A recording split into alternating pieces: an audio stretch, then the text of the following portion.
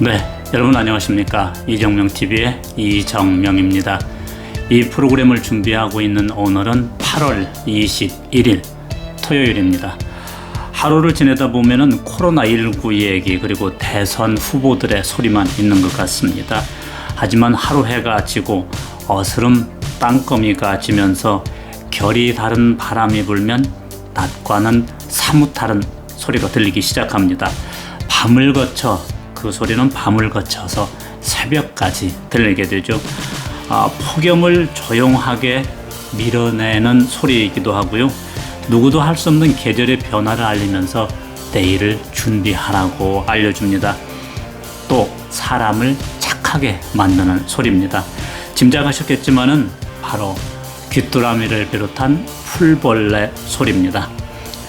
네, 아름다운 시가 있는 이정명의 행복한 동행 17번째, 오늘은 그대 울음에 천지가 진동하고라는 제목으로 귀뚜라미와 풀벌레가 나오는 시를 모아보았습니다.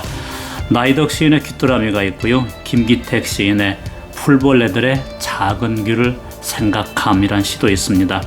황동규 시인의 귀뚜라미, 구상 시인의 귀뚜라미, 그리고 박용래 시인의 가을의 노래, 마지막으로 자작시를 보내주신 부산의 장원성님의 봉숭아 꽃물을 보내드립니다.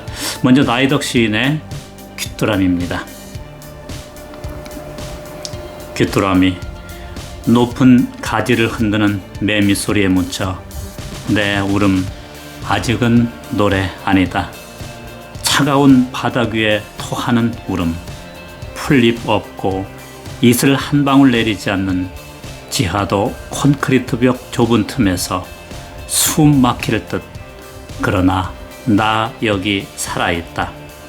귀뚜루루 뚜루루 보내는 타전 소리가 누구의 마음 하나 울릴 수 있을까? 지금은 매미떼가 하늘을 찌르는 시절, 그 소리 거치고 맑은 가을이 어린 풀숲 위에 내려와 뒤척이기도 하고 계단을 타고 이 땅 밑까지 내려오는 날, 발길에 놀려오는 내 울음도 누군가의 가슴에 실려가는 노래일 수 있을까? 계절을 상징하는 것들, 예를 들어서 매미와 귀뚜라미, 가을 바람, 단풍 등 이런 것들은 사람의 들뜬 마음을 차분하게 해줍니다. 부산하고 소란스러운 낮을 지나 밤에 듣는 귀뚜라미 울음소리는 그래서 여러 생각에 잠기게 합니다. 고대 인도의 왕 아쇼카 형제 이야기를 하나 들려드리겠습니다.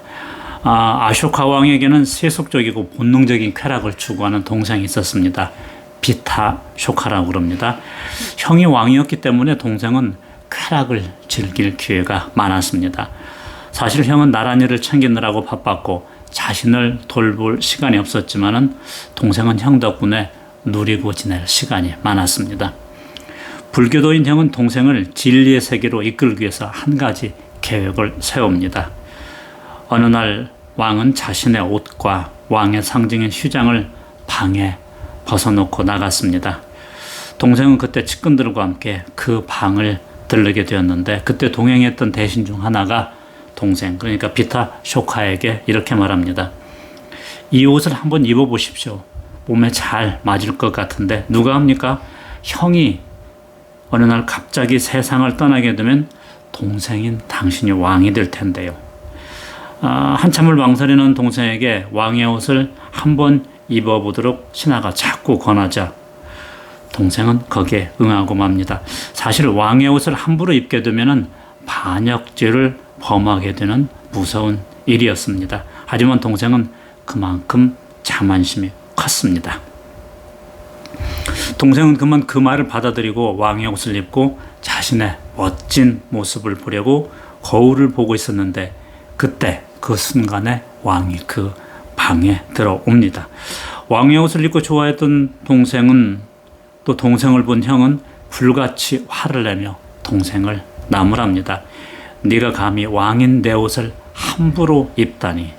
네가 비록 내 동생이지만은 반역을 했기 때문에 나는 너를 용서할 수가 없다. 그리고 병사들로 하여금 동생을 체포하게 만듭니다. 동생은 형에게 자비를 베풀어 달라고 필사적으로 매달려 애원을 합니다. 그러나 형인 왕의 태도는 완강했습니다. 반드시 사형에 처할 것이라고 강하게 말합니다. 그리고 덧붙입니다. 네가 내 동생이니까 특별히 배려를 해서 앞으로 일주일 동안 왕의 모든 권한을 누리며 즐길 수 있도록 해주겠다. 네가 원하는 모든 여자를 가까이 할 수도 있고 원하는 모든 음식을 먹을 수도 있고 모든 것을 즐길 수도 있다. 지금부터 7일 동안 왕의 모든 권한으로 즐겨라. 그러나 7일 후에는 나는 반드시 너를 처형하겠다. 이렇게 말합니다. 그렇게 두려움과 공포 속에서 7일이 지났습니다. 그리고 왕은 동생을 부릅니다. 너는 내가 말한 대로 모든 여자를 가까이 해보았느냐? 최고의 음식도 먹보았느냐? 악사들과 즐거움도 누려봤느냐? 그러자 동생은 어깨를 떨구고 슬픈 목소리로 말합니다. 내가 어떻게 그 모든 것을 즐길 수 있었겠습니까? 단 하루도 편안하게 잠을 자지 못했습니다. 내가 곧 죽을 것을 알면서 어떻게 먹고 마시고 즐길 수가 있었겠습니까? 그 말을 들은 왕은 크게 웃습니다. 그리고 말합니다. 네가 이제 깨달았구나. 7일 후든 7달 후든 7년 후든 너는 반드시 죽을 것이다. 동생은 그때 진리를 깨달았다고 합니다. 죽음에서 깨우치는 것은 삶에서 무엇이 중요한 것인지를 안 것이죠. 사람이 잠들어도 밤새우는 귀뚜라미를 통해서 계절은 그리고 자연은 우리에게 그런 메시지를 주고 있을 겁니다. 다만 누가 그 메시지를 알아들을 수 있을지는 각자에게 달려 있습니다. 네, 두 번째 시는 김기택 시인의 풀벌레들의 작은 귀를 생각함이라는 시입니다. 이 시를 음미하면은 그 메시지가 조금 더 선명하게 다가옵니다. 풀벌레들의 작은 귀를 생각함. 텔레비전을 끄자 풀벌레 소리, 어둠과 함께 방 안 가득 들어온다. 어둠 속에서 들으니 벌레 소리들 환하다. 별빛이 묻어 더 낭낭하다. 귀뚜라미나 여치 같은 큰 울음 사이에는 너무 작아 들리지 않는 소리도 있다. 그 풀벌레들의 작은 귀를 생각한다. 내 귀에는 들리지 않는 소리들이 드나드는 까맣고 좁은 통로들을 생각한다. 그 통로 끝에 두근거리며 매달린 여린 마음들을 생각한다. 발 뒤꿈치처럼 두꺼운 내 귀에 부딪혔다가 되돌아간 소리들을 생각한다.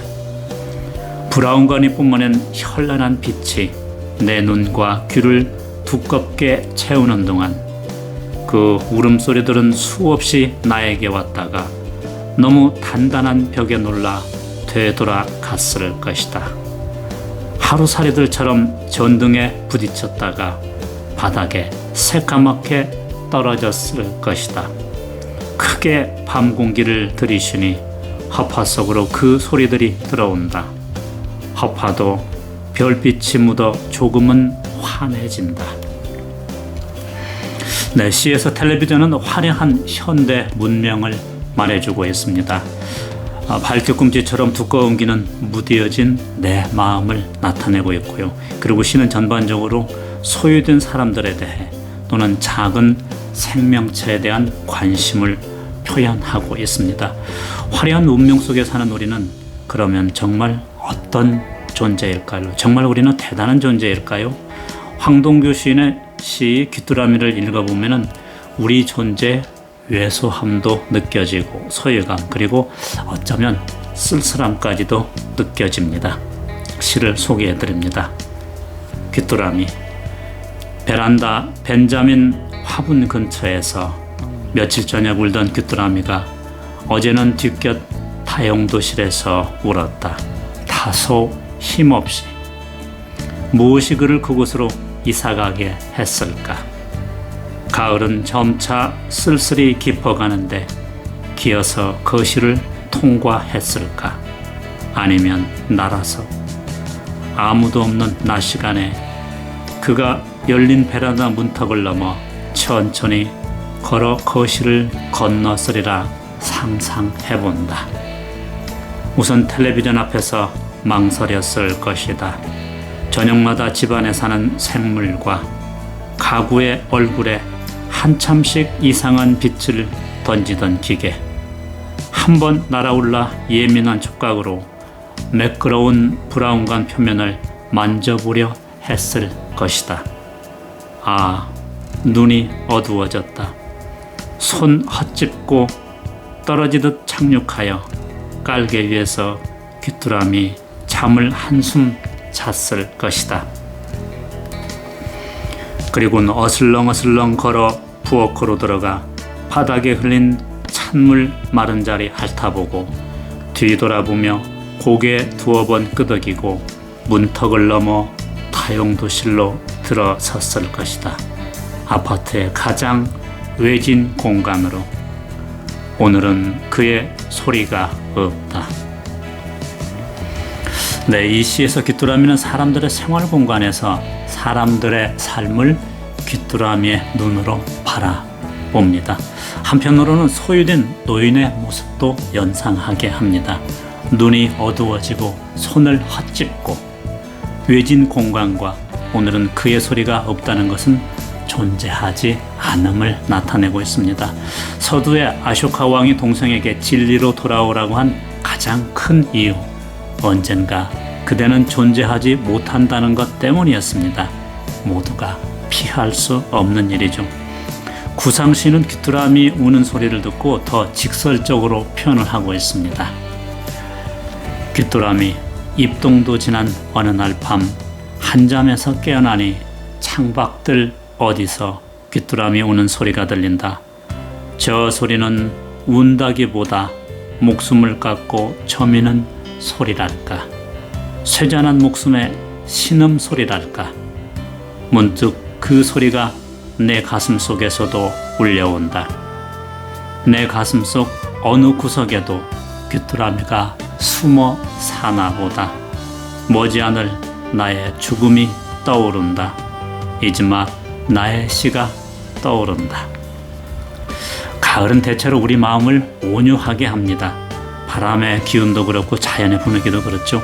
여름에 강한 기운을 내려놓고 차분하라는 지혜를 주는 것이죠. 그 메신저가 지나가는 바람이 아니라 밤이 새도록 사람들이 알아들을 때까지 계속 울고 있습니다. 네, 이정명TV가 보내드리는 이정명의 행복한 동행에서는 독자 여러분의 자작시를 소개해드리고 있습니다.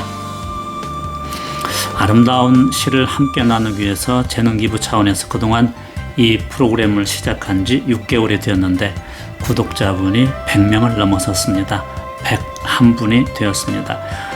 바로 쓸 수 있는 실용 기술도 아니고 활용 가능한 콘텐츠도 아닌 순수 문학, 그것도 문학의 정점에 있는 시를 읽고 감상하는 프로그램에 참여해 주신 여러분께 감사 말씀드립니다. 누구를 막론하고요, 한 사람의 일생은 소설입니다. 물론 일기를 계속 쓰시는 분들은 자신의 삶의 기록을 남기는 일이 되겠지만 체험, 삶의 현장에서 일생 동안 일기를 계속 쓰는 것은 쉽지가 않죠. 때로 자신의 감정을 표현하고 싶을 때, 때로 오래 기억되었으면 하는 감정이 있을 때 메모하셔서 화면에 메일 주소로 보내주시면 이 시간을 통해서 소개해드리겠습니다. 어떠한 환경이 있다 할지라도 열심히 사는 사람의 일생은 소중하고 생각은 귀합니다. 여러분의 짧은 생각이 긴 여운을 가져다주고 저기에 지혜가 함께합니다. 댓글이나 카톡, 지인을 통해서 주셔도 좋습니다. 오늘의 자작시는 부산의 장원성님의 시 봉숭아 꽃물을 보내드립니다. 봉숭아 꽃물, 장원석. 봉숭아 꽃 따다가 돌멩이로 콕콕콕 행여나 물 흐를라 손톱 위에 조심조심 아주까리 위에 하얀 실 꽁꽁꽁 간밤에 잠이 들면 물 안 들까 잠 설치며 설렜지. 그 밤 지나고 빨갛게 물든 손톱을 보며 해맑게 웃던 나의 어린 시절, 그 시절 어머니가 보고 싶다. 내 동생들도 보고 싶고 연숙이랑 행자도. 참 맑은 시라는 생각이 듭니다. 예전 시골에서는 깊지는 않지만 작은 시내 맑은 물이 흐르고 송사리떼가 떼지어 다니는 곳이 있었죠. 햇빛도 투명하고요. 봉숭아 물을 들이는 모습 동화처럼 보이는 듯합니다. 이 아름다운 추억 하나로 올 가을은 행복하실 것 같습니다. 사람이 대단한 것은 이처럼 몸은 세월에 따라 변해가도 우리 마음은 예전에 순수하고 아름다움을 그대로 간직하고 퇴색하지 않는다는 것입니다. 장원성님, 쉬지 말고 쓰셔서 나의 시집 출판하시기 바랍니다. 네, 이정명의 행복한 동행 17번째, 오늘의 주제는 그대 울음의 천지가입니다. 귀뚜라미를 비롯해서 작은 풀벌레 소리를 들을 수 있는 요즘이지만은 이 소리를 계기로 억세고 강한 여름이 물러가고 서늘한 가을이 오고 있습니다. 가을은 겨울을 준비하는 시기입니다. 모두가 변합니다. 하늘과 땅의 색깔과 기운이 달라지고요. 그 속에 사는 사람들의 생각과 말도 달라집니다. 사람들은 쓸쓸하기도 하고 외롭기도 합니다. 그리고 끝내는 착해집니다. 천지가 변하기 시작하는 것이죠. 이렇게 시작되는 계절의 의미가 여러분에게 지혜를 주는 때가 되기를 바랍니다. 이제 박용래 시인의 가을의 노래를 소개해드리면서 아름다운 시가 있는 이정명의 행복한 동행을 마칩니다. 가을의 노래. 깊은 밤 풀벌레 소리와 나뿐이로다. 시냇물은 흘러서 바다로 간다. 어두움을 저 시냇물처럼 저렇게 떨며 흐느끼는 풀벌레 소리. 쓸쓸한 마음을 몰고 간다. 빗방울처럼 이었는 슬픔의 나라. 후원을 돌아가며 잦아지게 온다. 오로지 하나의 길 위. 네가 밤을 절망이라 하였나. 말끝 푸른 별들의 눈짓. 풀잎의 바람. 살아있기에 밤이 오고 동이 트고 하루가 오가는 다시 가을밤. 외로운 그림자는 서성거린다. 찬 이슬밭엔 찬 이슬에 젖고 언덕에 오르면 언덕 허전한 숲을 그늘에 앉는다.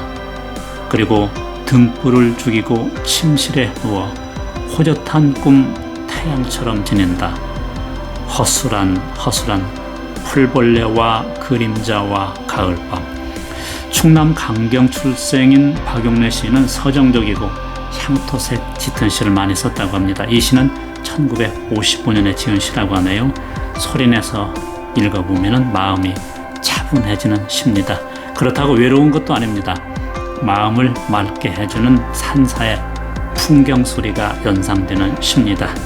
네, 오늘도 시를 통해서 청량감을 맛보는, 청량감을 느끼는 하루, 그러면서도 건강한 하루 되시기 바랍니다.